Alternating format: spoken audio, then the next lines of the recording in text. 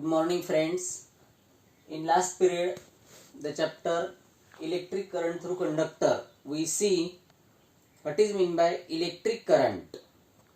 Later on, we see Ohm's law.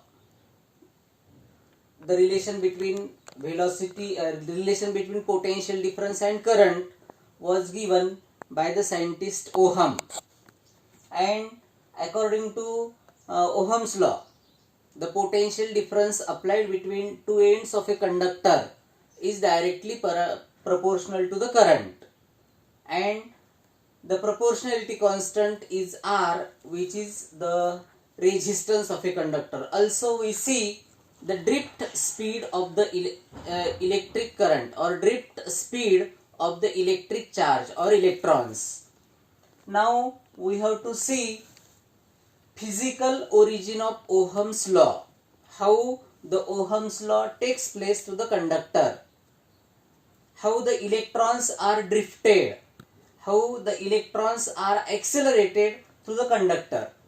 And we know that the electrical conduction will be takes place due to the mobile electric charges.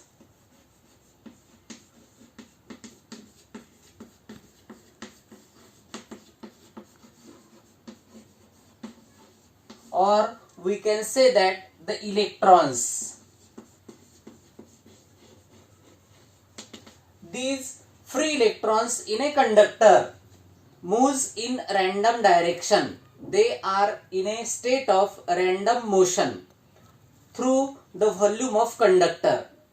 Due to random motion, these electrons will be collides with the iron cores in the conductor. Conductor मधल्या ion course सोबत collide होतात. It is assumed that these electrons, free electrons, does not collide with each other but collides with the iron cores. Due to random motion, the net flow of electron, the net motion of electron is zero. म्हणजे कोणत्याही एका डायरेक्शननी net flow of electron will be equal to zero. They are in a state of random motion through the conductor, through the volume of the conductor. Therefore, the net motion in one direction will be equal to zero, and they will be collide with each other. And due to the collision, they will be moves in a random motion. But when an electric field is applied, E bar, under the action of electric field, the electrons will be drifted in one direction. That is, this electric field exerts force in a direction opposite to that of electric field. Electric field ज्या डायरेक्शननी apply केली त्या electric फील्डच्या opposite डायरेक्शननी इलेक्ट्रॉनवर force act होतो. If E is the charge on electron and if small e is the charge on electron or electric charge and capital E is the intensity of electric field or electric field, then the force experienced by the electron is given by F bar is equal to E into E bar. This is the force experienced by the electrons. Due to this force, due to this net force applied on the electron, the random motion will be takes place in a one direction. म्हणजे हे जे काय random डायरेक्शननी motion होतं ते फक्त एका डायरेक्शननी घडून येते, which is opposite to that of electric field. That means we can say that the electrons will be drifted in one direction. एका direction electron drift होतात and it gets net acceleration. आता if m is the mass of electron, m हे इलेक्ट्रॉनचं जर मास असेल, electric चार्जचं जर मास असेल, then the acceleration of the electron is given by acceleration acquired by the electron is given by A bar is equal to F bar upon m, or we can say that E into E bar upon m. या ठिकाणी आपण electrons will be accelerated in one direction. Electric charges will be accelerated in one direction, and the acceleration will be, the net acceleration of the electron is given by A into E bar upon m. That means due to this accelerated motion and due to the applied electric field, the electrons will be drifted in one direction. It acquires drift velocity, drift speed in one direction. आता if t is the time, the average time between two successive collisions of the electrons, इलेक्ट्रॉन्सच्या दोन successive collisions मधला time हा जर t घेतला तर drift speed, drift velocity is given by Vd is equal to A into t. Or from this equation, if we put the value in this equation, we get Vd is equal to small e into capital E upon m into t. Equation number 8. This is the drift speed, or the electrons will be in a motion with this drift velocity. Now in the last period we obtain the equation for drift speed or drift velocity as Vd is equal to J upon N into E. Hey equation आपण बघितलं होतं. आता ह्या दोन equation वरून left hand side दोघांची सारखी आहे. We can equate the right hand side. We get J upon N E is equal to small e capital E into T upon m. From this equation, the applied electric field E is given by E is equal to m into J upon N E into T. M into J N into E square into small t. Or here the term m n e square upon t is constant, therefore we can write E is equal to rho into J, where rho is the density, electrical density, which is constant and which does not depends upon the electric field. And this is the physical origin of the Ohm's law. We have to see limitations of Ohm's law. आपण physical origin of Ohm's law बघितलेला आहे. त्याच्यानंतर आता पाहायचं आपल्याला what are the limitations of Ohm's law. We know that Ohm's law is obeyed by the different materials and devices, and the materials or devices which obeys Ohm's law means these materials, these devices obeys the linear curve of the IV curve.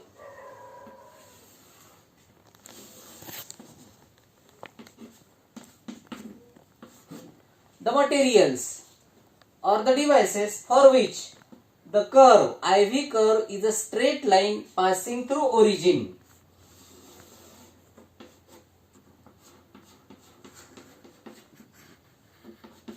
Is called as the ohmic materials or the linear devices. अशा materials ला ohmic materials किंवा linear devices म्हणायचं. The materials which obeys Ohm's law or which obeys IV curve, which is a straight line passing through origin, are called as ohmic or linear devices, and the resistance of such materials are constant. Resistance R is constant. Many conductors or many materials obeys the Ohm's law or ohmic materials. Later on, the materials or the devices which does not obeys the Ohm's law are called as non-ohmic materials or the non-linear devices. And the curve, the VI curve for the non-ohmic material is not linear. म्हणजे non ohmic material साठी, non linear devices साठी ही जी काही VI curve आहे, that VI curve is not a linear or straight line, it is a non-linear curve, and the resistance of such materials or the devices is the function of current and current or voltage, and therefore the resistance is not constant. If V if delta V is the potential difference, change in potential difference in the time delta V, then resistance of such materials is given by R is equal to delta V upon delta T, where limit time t tends to 0, or this can be written as R is equal to dV by dt.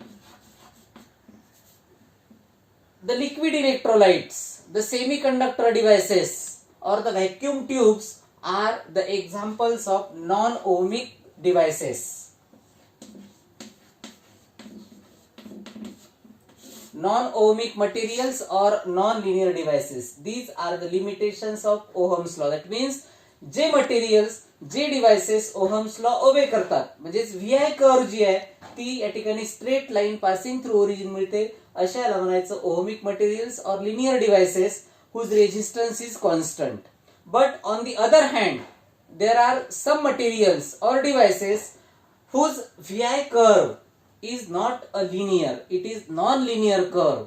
The resistance is the function of voltage or current. Such devices are called as non-linear devices, or the materials are called as non-ohmic materials. आणि त्याचे आपण example बघितलेले आहेत. Vacuum tubes असतील, liquid electrolyte असेल किंवा semiconductor devices असतील, are the examples of non-ohmic devices. Now we have to see the next point, that is electrical energy, that is work done and the power in an electrical circuit. Consider a conductor AB of resistance R, which is connected to the cell of EMF E. This cell applies a potential difference V across the two ends of the conductor so that the current I flows through the circuit. If Q is the charge flows for time t, then the electrical work done W is given by W is equal to V into Q. If I is the current flows for time t, then I is equal to Q upon T. Therefore, Q is equal to IT. Therefore, this equation becomes W is equal to V I into T. This is the electrical work done during the flow of electric charge. Means when the electric charge will be flows through the resistance or the conductor, it has to perform the work against the resistance R, and to maintain the flow of electric charge continuously, to maintain the current continuously, the work has to be done by the electric charge, and which is given by W is equal to V into Q, where V is the applied potential difference and Q is the charge, or W is equal to VI into T. Now we know that power is the rate at which electrical work is done. The rate of flow of the work is called as the power. Therefore, P, the electrical power P is equal to W upon T. The rate at which electrical work is done is called as power, and therefore we can write it is equal to VI T upon T, where T get cancel, we get power P is equal to V into I. Again, power, the SI unit of power is the watt. Power च SI unit again watt आहे. In the we know that V is equal to IR. According to Ohm's law, V is equal to IR. Therefore, this equation becomes P is equal to IR into I. This becomes I square R. This is the another form. These are the two forms of the power. Now we have to define a power of 1 watt. From this equation we can write 1 watt is equal to 1 joule upon 1 second. Means the power of 1 watt is defined as if 1 joule of work is done in 1 second. एका सेकंदामध्ये 1 joule एवढं work जर घडून येत असेल so that power is called as 1 watt. This is the work done or electrical energy or power, and power, this work will be stored in the form of electrical energy. W is equal to V into Q or V I into T. This equation can also be given by V is equal to IR.